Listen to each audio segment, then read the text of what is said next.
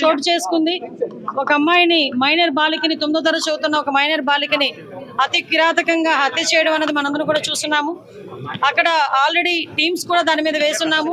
SP గారితో నేను information తెలిసిన వెంటనే ఎస్పీ గారితో నేను మాట్లాడి పొజిషన్ ఏంటని కూడా కనుక్కోవడం జరిగింది. విషయం ఏంటంటే ఏదైతే ఒక అమ్మాయి ఇంతకు ముందు ఆ అమ్మాయిని ఇబ్బంది పెట్టి పోక్సో చట్టం ద్వారా అబ్బాయి జైలుకి కూడా వెళ్ళాడు. మొన్న రిమాండ్ కూడా పంపించారు. మొన్న రీసెంట్గా ఒక 15 రోజుల క్రితం అతను జైలు నుంచి బెయిల్ మీద బయటకు వచ్చాడు. వచ్చిన తర్వాత ఆ అమ్మాయిని హత్య చేయడం జరిగింది. దానికి సంబంధించి ఇంచుమించుగా 18 పేజీల వాంగ్మూలం కూడా ఇంచుమించు వాంగ్మూలం ఒక లెటర్ కూడా పెట్టున్నాడు అక్కడ. అతనైతే ఇప్పుడు మనకి పరారులో ఉన్నాడు. ఎట్టి పరిస్థితుల్లోని కూడా పోలీస్ డిపార్ట్మెంట్ అంతా కూడా సుమారుగా 8-9 బృందాలు కూడా ఏర్పాటు చేయడం జరిగింది. అన్ని బృందాలు కూడా ఈ రోజు అతనికి పట్టుకోవడానికి ప్రయత్నం కాదు, ఎట్టి పరిస్థితులు పట్టుకొని తీరుతాయి. ఎందుకంటే ఎవరు చట్టం ముందు ఎవరు కూడా తప్పించుకునే పరిస్థితికి లేదు. డెఫినెట్గా ఎవడైతే హత్య చేశాడో అతన్ని ఇమీడియట్గా మేము పట్టుకునే ప్రయత్నం కాదు, పట్టుకొని తీరుతాం. డిపార్ట్మెంట్ వాళ్ళకి కూడా చాలా క్లియర్ ఇన్స్ట్రక్షన్స్ వెళ్ళి చంద్రబాబు నాయుడు గారు, లోకేష్ బాబు గారు, పవన్ కళ్యాణ్ గారు కూడా దీని మీద ఆరా తీయడం జరిగింది, నాతో మాట్లాడడం జరిగింది. డెఫినెట్గా ఎట్టి పరిస్థితుల్లోని నిందితుడు ఎవరైతే ఉన్నాడో అతి తొందరగా వీలైతే ఈ రోజు రేపట్లోనే నిందితుడిని పట్టుకుని అరెస్ట్ చేసే పరిస్థితి కొన్నిసార్లు వెనక పడుతున్నారని చెప్పేసి ఫిర్యాదు చేయడం జరిగింది. అయినా సరే పట్టించుకోలేదు. లేదమ్మా, కంపల్సరీగా నిజంగా అదే కనుక జరిగితే, నిజంగా అమ్మాయి దగ్గర నుంచి కంప్లైంట్ వెళ్ళి ఆ పోలీసులు కనుక పట్టించుకోలేదన్న సంగతి తెలిస్తే డెఫినెట్గా ఏ పోలీస్ అయితే ఆ పోలీసు మీద చర్యలు తీసుకుంటాం. అందులో అక్కడెక్కడ కూడా బ్యాక్ స్టెప్ వేసే పరిస్థితి లేదు. కానీ మాకు వచ్చిన ఇన్ఫర్మేషన్ ఏంటంటే అటువంటి పరిస్థితి ఏమీ లేదు.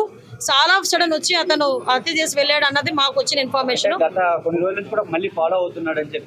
లేదమ్మా, నిజంగానే వాళ్ళ బ్రదర్ కూడా చాలా ఇనిషియేషన్ తీసుకున్నాడు. ఇంతకు ముందు కూడా తను బెంగళూరులో పనిచేసేవాడు. ఇనిషియేషన్ తీసుకుని ఈ అబ్బాయి ఇంచుమించి 26 సంవత్సరాలు, అమ్మాయిది చూస్తే 13 సంవత్సరాల వయసు. అవతల నిందితుడు ఎవరైతే ఉన్నాడో అబ్బాయిది కూడా 26-27 సంవత్సరాల వయసు. సో ఈ సిచ్యువేషన్స్లోనే వాళ్ళ అన్నయ్యకి చాలా సేఫ్ గార్డ్ చేశాడు. కానీ దురదృష్టంతో అమ్మాయిని కాపాడుకోలేకపోయారు. కానీ ఎట్టి పరిస్థితుల్లో నిందితుడిని అయితే డెఫినెట్గా పట్టుకున్నారు. కంపల్సరీగా చంద్రబాబు నాయుడు గారితో మాట్లాడతాం. ఎటువంటి పరిస్థితుల్లో అమ్మాయి చిన్నపిల్ల, మైనర్ బాలిక, ఆ అమ్మాయికి ప్రభుత్వం నుంచి అందాల్సిన సహాయ సహకారాలన్నీ కూడా అందిస్తాం మా కుటుంబానికి.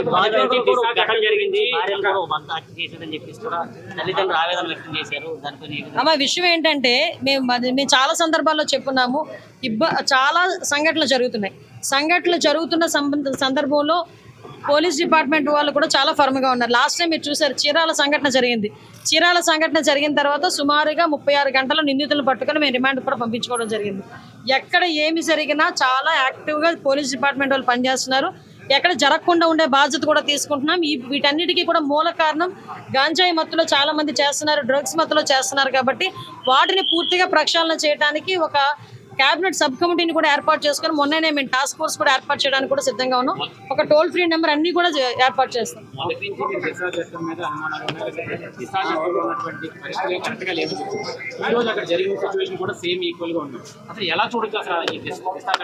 దిశ చట్టమే లేదండి. చట్టం లేని దాని గురించి మీరు మాట్లాడుకోవడం అనవసరం. ఫస్ట్ థింగ్, దిశ చట్టం అనేది లేదు కాబట్టి దిశ చట్టం గురించి మాట్లాడుకోవాల్సిన అవసరం లేదు. ఇప్పుడున్న చట్టాలను బలోపేతం చేసుకుని మనం ఫర్దర్గా ఎటువంటి ఇబ్బంది లేకుండా చూసుకునే బాధ్యత తీసుకుంటాం. న్యాయ నిపుణుల సలహాలు కూడా మేము తీసుకుంటాం.